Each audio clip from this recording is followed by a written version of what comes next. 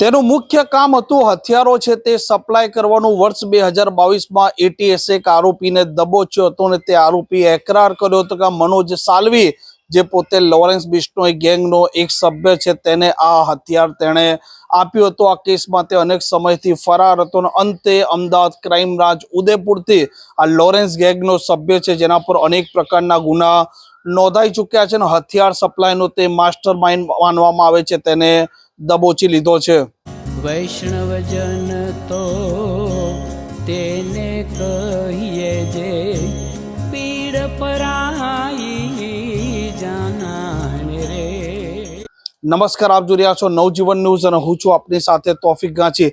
અત્યારે Ahmedabad crime branch છે તે પોતે સક્રિય બની છે કેમ કે આવનારા દિવસોમાં રથયાત્રા યોજાવા જઈ રહી છે અને આવી સ્થિતિમાં જે નાસ્તા ફરતા અને હિસ્ટ્રી શીટર આરોપીઓ છે તેમને એક પછી એક દબોચવાની કામગીરી ચાલી રહી છે। અમદાવાદ ક્રાઇમ બ્રાન્ચના પોલીસ ઇન્સ્પેક્ટર ઇમરાન ઘાસુરાએ ઉદયપુર રાજસ્થાન ઉદયપુરથી લોરેન્સ બિશ્નોઈનો એક ગેંગનો સભ્ય છે જેનું નામ છે મનોજ સાલવી તેને દબોચી લીધો છે। મનોજ સાલવીનું વર્ષ 2022 એટીએસે એલિસ બ્રિજમાં એક દરોડો પાડ્યો હતો અને હથિયાર સાથે એક વ્યક્તિને દબોચ્યો હતો અને તેણે એકરાર કર્યો હતો કે હથિયાર આપ્યા હતા મનોજ સાલવી જે પોતે લોરેન્સ બિશ્નોઈ ગેંગનો છે। અને મનોજ સાલવી જે પ્રકારે રાજસ્થાનમાં સુખદેવસિંહ ગોગામેડીની હત્યા થઈ હતી તેનો પોતે પણ તે આરોપી રહી ચૂક્યો છે અને અત્યારે તે જામીન પર મુક્ત છે।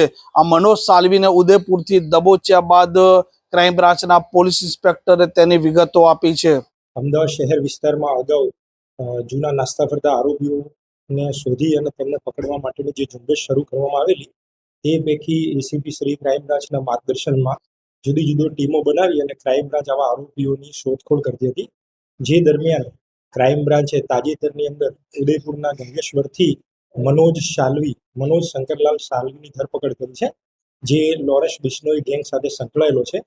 આ અગાઉ 2022 એટીએસ દ્વારા એલિસ બ્રિજ વિસ્તારમાંથી એક રૂપાલાલ સોલંકીની એક વિદેશી વેપન સાથે ધરપકડ કરવામાં આવેલી જેની પૂછપરછ દરમિયાન તેને તે વેપન છે એ હાલના આરોપી મનોજ સાલવીએ આપેલું હોવાનું જણાતા તેને જે તે વખતે નાસ્તા ફરતા તરીકે દર્શાવ્યા હતા જેથી ઉદયપુરની અંદરથી ક્રાઇમ બ્રાન્ચે આરોપીની ધરપકડ કરી છે।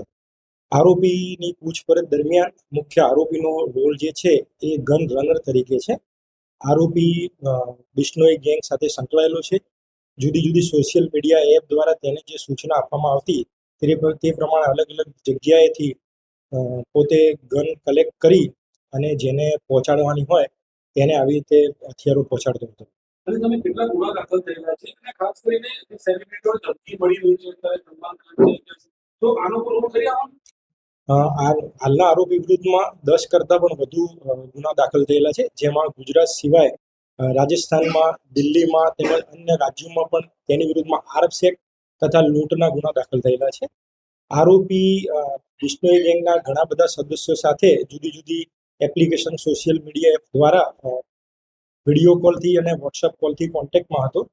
તાજેતરમાં જે સેલિબ્રિટીના અંદર જે ધમકીના કેસ છે એમાં આરોપીની સંડોવણી છે કે કેમ તેની તપાસ ચાલુ છે। આરોપી સાથે આવેલો અને એ દરમિયાન પણ એને હથિયાર જે છે હાલના આરોપીએ પૂરું પાડેલું હતું અને ઉદયપુર પોલીસ દ્વારા હત્યાના 2-3 મહિના અગાઉ આ આરોપી સાથે સુખદેવ ગોગામડીના મુખ્ય આરોપીની પણ ધરપકડ કરેલી હતી। ત્યારબાદ તે લોકો જામીન ઉપર મુક્ત થયેલા અને ત્યાંથી તેમને એ ગુનાને અંજામ આપ્યો। તપાસ દરમિયાન આરોપી વિરુદ્ધમાં અલગ અલગ જે ગુનાઓ સામે આવ્યા છે એની પણ અમે એના કેસ પેપરોથી પણ વાકેફ થઈ રહ્યા છીએ। આ ઉપરાંત એના મોબાઈલની અંદરથી જે ચેટ, ઇન્સ્ટાગ્રામની અંદરથી જે રીલ્સ વગેરે મળી છે એ બાબતે પણ ઊંડાણપૂર્વક તપાસ ચાલી રહી છે। આમાં મનોજ સાલવી એટીએસના એક ગુનામાં વર્ષ 2022થી ફરાર હતો। તેને સોશિયલ મીડિયા થકી આ લોરેન્સ બિશ્નોઈની ગેંગ છે તે મેસેજ આપતી હતી કે ચોક્કસ જગ્યાએ તેને હથિયાર પહોંચાડવાના છે અને મનોજ સાલવીનું મુખ્ય કામ હતું કે ગ્રાહક સુધી હથિયારો પહોંચાડવા। જો કે અમદાવાદ ક્રાઇમ બ્રાન્ચ ઉદયપુર જાય છે અને ઉદયપુરથી તેને દબોચી લે છે। આ પ્રકારના સમાચાર, આ પ્રકારના અહેવાલ માટે નવજીવન ન્યૂઝની ચેનલ જોવાનું ભૂલતા નહીં। નમસ્કાર। વૈષ્ણવજન તો તેને કહીએ જે પીડ પરાઈ